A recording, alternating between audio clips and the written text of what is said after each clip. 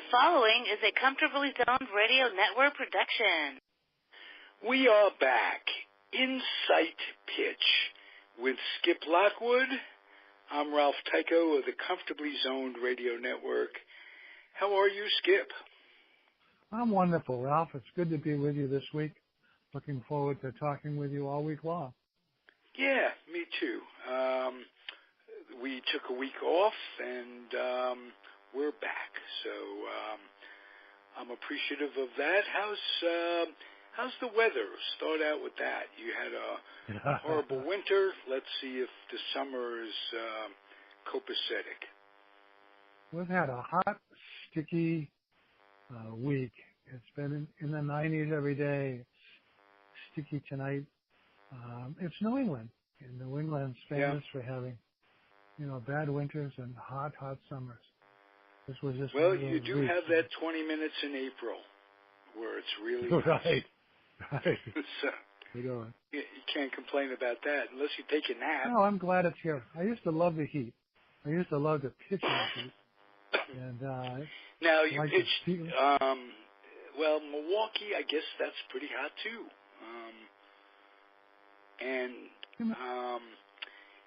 Is there one place you pitched that was unbearable? I mean, I know how, having grown up right near Shea Stadium, I know how that can get, and you put the wind in with it.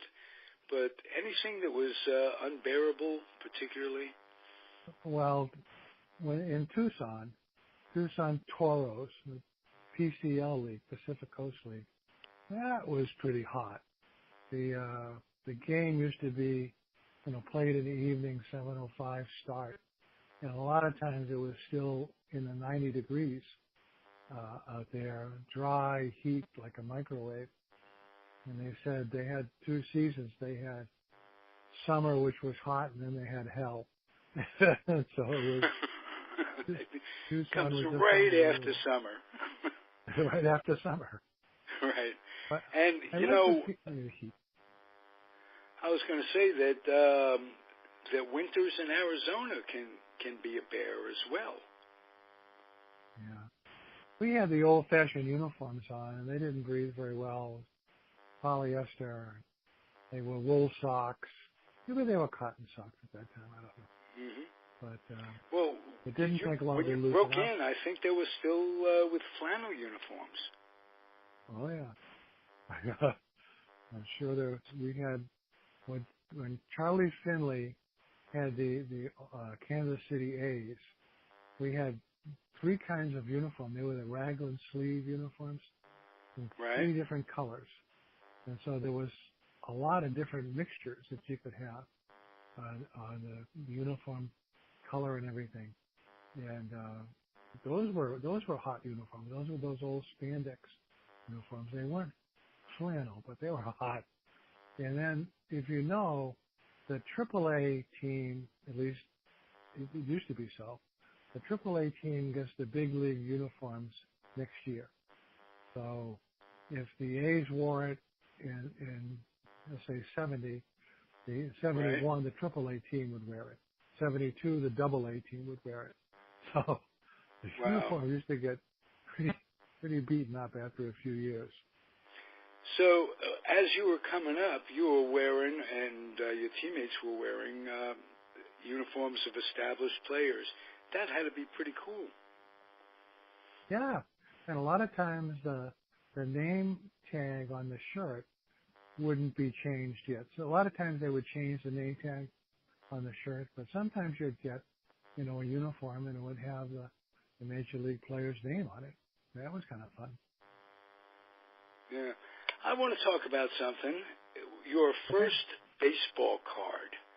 I happen to have, you probably know this, I worked for Topps in the 80s and 90s as the West Coast representative, signing players to their first Topps contract. And I've talked to a number of them who came up and made it. What was your baseball card experience, and did you meet my old boss, Cy Berger? I know Cyberger. Cy was a good friend.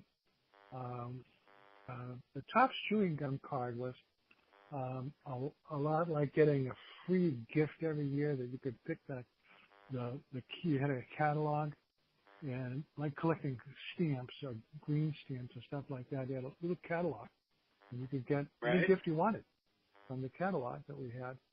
And my first card, my rookie card, I'm looking at it right now, is a card with four players on it. And it was Rene Latchman, and he was listed as a catcher.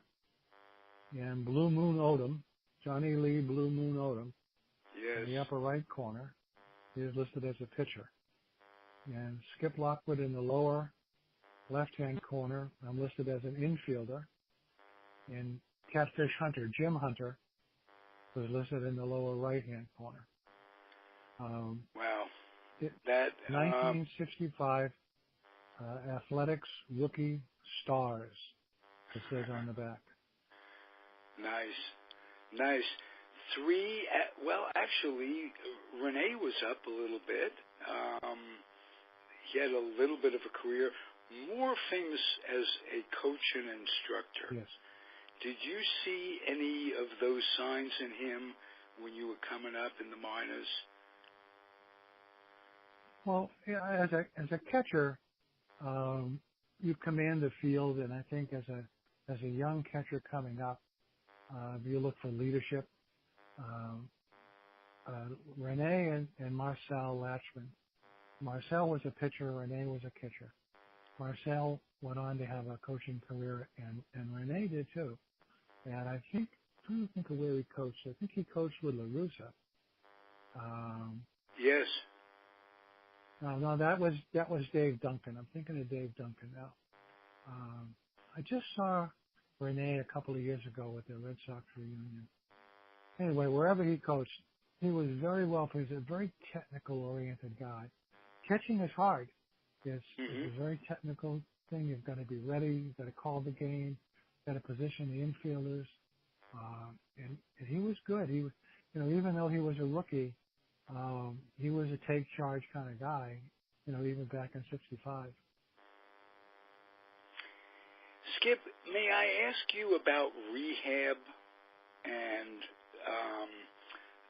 maybe you could tell we fans, the audience, what it's like to rehab that we don't know about. What goes through your head mentally, and what is the experience like when you have to rehab a serious injury?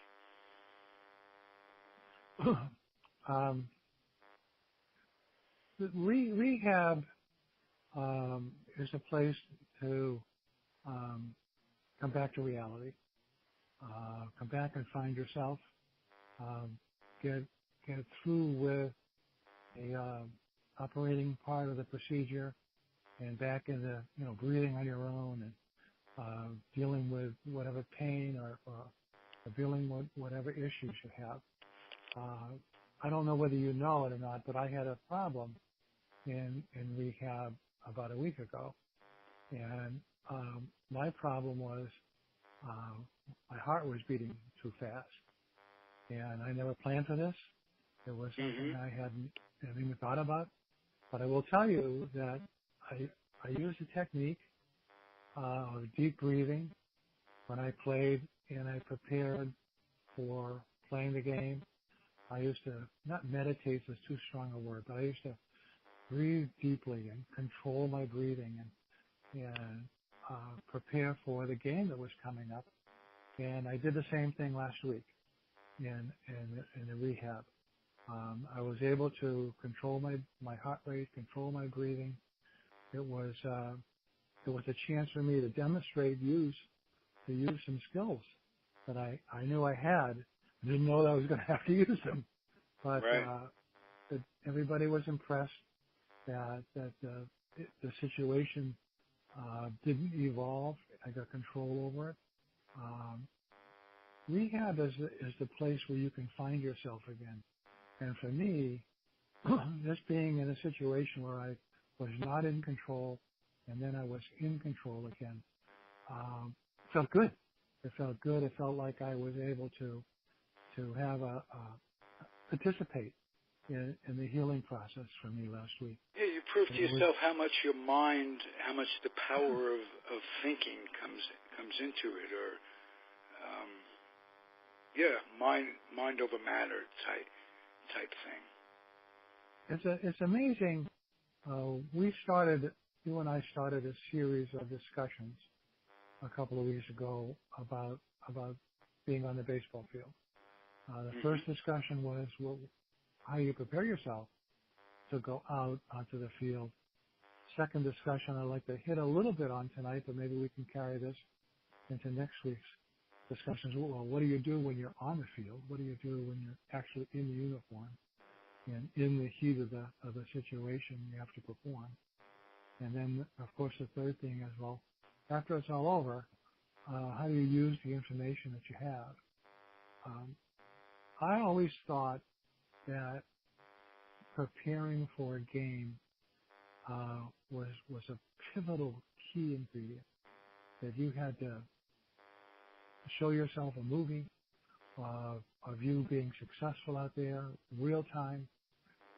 It also had to prepare for not being successful, because if everything didn't go your way, it wasn't the end of the world. You had to prepare clearly, you had to see it and hear it, feel it. And so I had a baseball with me before, most of the time when I was on the field, in the dugout, I always used to have a baseball. I still have a baseball with me a lot. And you mentioned you have it when you drive. I have a baseball with me when I drive. I do. It sounds crazy in my 70s, but it's a muscle for me, and I can control it if I can tighten it, and then I can loosen it.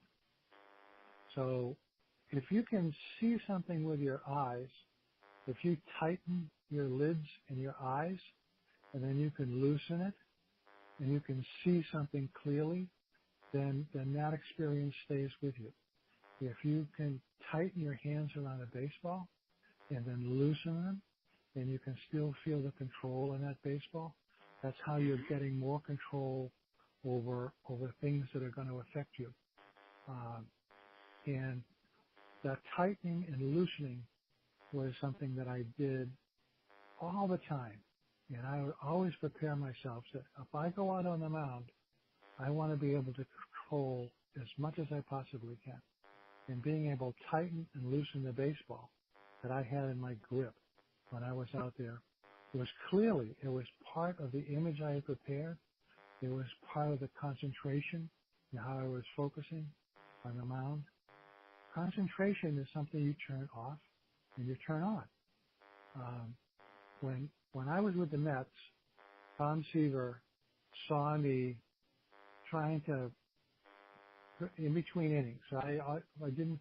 These were back in the days, Ralph, where you only had to pitch, 2 or 3 innings to get a save. Today, you only have to pitch 2 or 3 outs to get a save. But back in the 70s, we had to pitch a few innings, and I was like a caged tiger, in the dugout. And I was, all worked up because it was in between a good inning, and I was raring to get back out there and pitch again.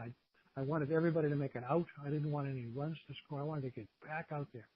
I wanted to get back in harness. I didn't want any time to go by. I had a good feeling about what I was doing. I wanted to go back out there.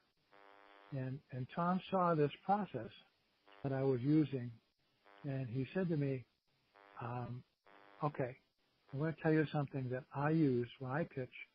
If you can use it or throw it away if you want, but I use red light, green light. This is Tom Seaver speaking. And he said, when I go out to the mound, when I cross the foul line, going out to the mound, it's green light. It's time to work. Time to go to work. It's time to get in harness. All your focus and your energy is saved for that. If you come back off the mound towards the dugout, you cross that line again, it's red light. You're off duty. You're on vacation. You don't have to stay worked up. You can breathe a big, deep breath. You can sit in the dugout. You're not working. You don't have to stay amped up. And that's what he did. Tom Seaver used to play cards down in the runway with the guy that was one of the coaches down there. He could care less about the game in between innings.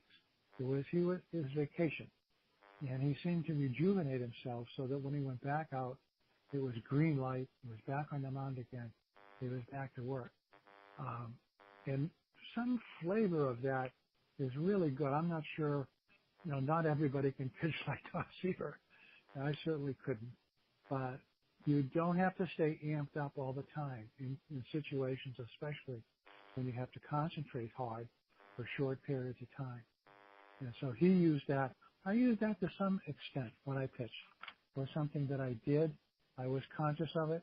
I came off the mound. I'm not working anymore. When I go back out on the mound, I'm ready to go again. It was something that I told myself, reminded myself, like squeezing that baseball. It was something that I could turn off and turn on. And that was very important. When you've got to pitch high stress innings, games on the line, it was important to be able to concentrate like that. Okay, you mentioned, and of course, not everybody can pitch like Tom Seaver. However, there were times in your career, I know, must have been, when you had Tom Seaver-like stuff, even for a short period of time. Is there a time in your pitching career that stands out to you when you went out there on the mound and you had more than you really expected of yourself and kind of surprised yourself? Yes, I think there was. I always felt like a closer coming into a ball game had to have every bit as good a stuff as the pitcher he's replacing. After all, the game's on the line now. You're 6 outs away or 3 outs away from winning. So I always thought that I wanted to have every bit as good a stuff as the guy that was leaving. And I was pretty much a one-pitch pitcher. I had a little curveball, but I was throwing a 4-seam fastball. And everybody knew it. It didn't take them long to find out that was on the menu. And it wasn't going to change. It was crossing fastball. And what I tried to do is spin it. I tried to pinch it with my fingers so that, and this is the same thing I used to do when I was on the sidelines. I'd pinch it and I'd feel the seams. And I wanted to accelerate the spin of the ball. And to your point, I was always surprised. Whenever I went out on the mound and the ball had life to it and had the control and everything, I was always in a place of wonder that this is really a pitch that I can control. Here I am. I'm at Shea. People are cheering. We're going to win this game. I'm going to get a save. It's like a kid in a candy store. These are you're pitching in a dream. The dream is real. You are in the dream, and this is what's happening. There's a lot of acceptance that comes with that. So one of the things I was going to talk to you tonight about what's happening during the game is you have to accept the fact that you're going to be successful. You can't fight it. A lot of people are better losers than they are winners. And the problem comes that if you're going to go ahead and be successful and have a major league career, it's really your career. And you have to accept the fact that comes with responsibilities. It comes with a feeling of pride that you have when you go out there. In a lot of cases, a good performance, I think you've heard this before, that whenever somebody's having a really good day, either at the bat or especially pitching, things have a tendency to slow down. It's like slow motion. And they talk about getting in the zone, pitching in the zone. Your program's called Comfortably Zone. That's a very good description of what has to happen to an elite athlete going out there and accepting the fact that I am the pitcher that can do this. It's my comfort. I have comfort in the fact that I'm able to do these things. And I'm not going to try to talk myself out of it. I'm not going to think about having a bad day. I'm going to use it in a way that's positive. And I try to really focus that on the mound for myself. Okay. Skip, is it true, and I was in sales for a great part of my life, and they talked in management when I first started about fear of success, not fear of failure so much, but fear of success. How much of that played a part in your head and in others that you might have recognized that in? Yeah, it's hard to know because players, when they talk about their careers, at least until a couple of years ago, wouldn't talk in those terms. So I think it happened more than you think. It's easy to fail. It's common. People are expected to fail. It's easy to say, it's just circumstantial. I had a bad day, or the other team was just better. The wind was blowing, or there's a lot of things that enter into it. But having success on a continuous basis is something where you have to come to grips with that inside of you. First of all, it means you have to do it again. So if you have one successful outing, then it's expected. You should expect it from yourself. Team's going to expect it. You're going to have another one. So it puts you in a situation where you're constantly in a dogfight in an airplane. You're always going to have this situation where you're going to have to be successful again. Yep, you did. Now you're going to get another chance. So it's cumulative. It builds inside of you. And I did see players that were very forgiving of a bad performance. And the good players that I saw, Matlack and Kuzman, and the guys that pitched with so much courage, is that they did not accept failure. It wasn't okay in an hour. It wasn't okay the next day. They would talk to each other. We didn't have the films of the games, but Seaver would never accept a loss. It was always a personal thing for him. And for John Matlack, I never saw a guy take it tougher on a loss than John did. It was emotional. It was physical for him. He was nauseous. He hit it so well. He had this aloof look. They called him Gentleman John. And he was so cool on the outside that to hear you talk that way really surprises me. In a pleasant way, though. I'm glad he was that as a Met fan. I'm glad he was that intense. I think that's what's expected. The players come together as a 25-man team, 5 coaches, trainers, everybody. They come together as a team. And what's expected is that you take a personal interest in this. This is something that's not a job. It's not a vocation. It's not a career. It's one game at a time, one pitch at a time, one at bat at a time. It's something in very small snapshots. So you have to build the snapshots together into a movie for yourself that's one frame at a time. And it's expected that you can build a career on positive energy.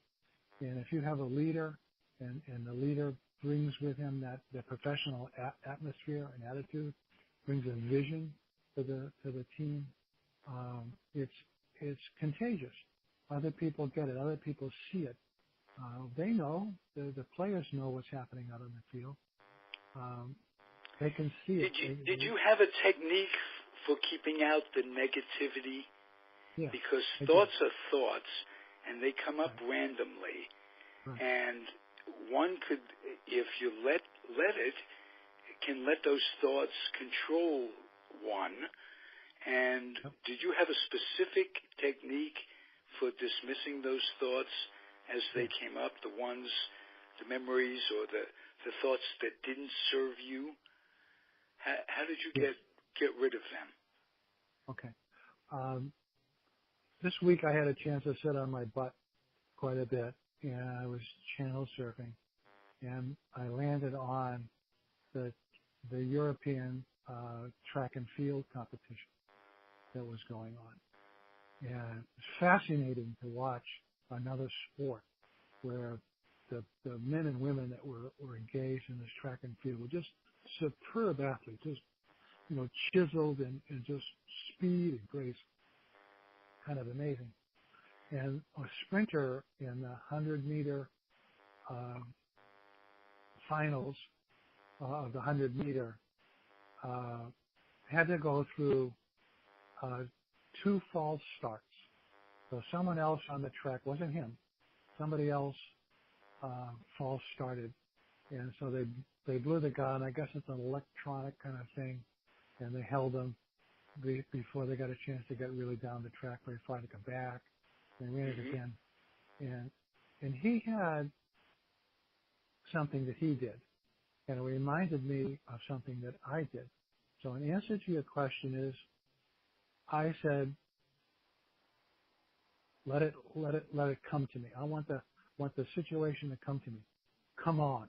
Let it come. I used to say, come on. And I used to slap my leg. So whenever there was a bad thought or a bad pitch, I used to say, come on. And I'd slap my leg with my hand. And I saw this guy in the track and field do the same thing with his hands. He slapped his hands together 3 times. Clap, clap, clap. Then he went down and he got into, position to do the race again. That technique is called anchoring. The athlete will anchor an emotion to dismiss a bad thought and anchor a positive thought. He will do that before his race starts, before the ball game starts. He will have something auditory that he says to himself, come on, or let's go, or, something that he'll say to himself. And a lot of times it'll come with a gesture, a slap, or, something that will physically anchor it as well. Anchoring is a tool that a lot of athletes use, and you can see it. A lot of the batters go through it before they get into the box. They slap their helmet sometimes. They slap their helmet. They put their hand on. There's repetition. But those are all anchoring things. They anchor the positive feeling. So the answer to your question is, you got bad things happen to you out there. You have to fix that by getting yourself back in the right frame of mind. Anchoring is a very positive way of doing it. If you practice it beforehand, it's a very positive way of going out and playing a game that you know what the feeling's going to be. Yeah, and those techniques, Skip, transcend into life. So anybody out there listening, it's not just we're not just talking ball, we're talking life, and appreciate that. I have one final question to ask you. When Tom Seaver gave you that advice, did it modify how you spent your off time, as it were, after you crossed the line the other way? Yeah, again, the tightening and loosening were control mechanisms. If you try to, stay jacked and juiced all the time, it takes a lot out of you. It's twice as much work. There's a lot of energy spent needlessly. And Tom gave me permission. By saying that to me, Tom gave me permission to not work as hard. He showed me a tool, and it really did help.